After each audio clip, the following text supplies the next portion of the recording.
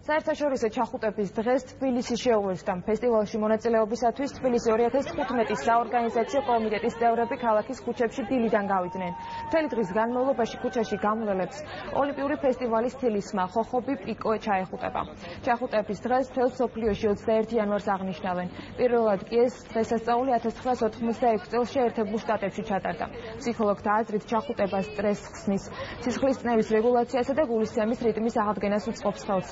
ჩახუტების დღეს ევროპის ახალგაზრდული ოლიმპიური ფესტივალის საორგანიზაციო კომიტეტი უკვე მეორე წელია აღნიშნავს. ეს არის ჩახუტების საერთაშორისო დღე და თბილისის 2015 საორგანიზაციო კომიტეტმა გადაწყვიტა ეს დღე გაეხალისებინა და გაემრავალფეროვნებინა საზოგადოებისთვის. ვეხუტებით ხალხს და ვახარებთ მათ.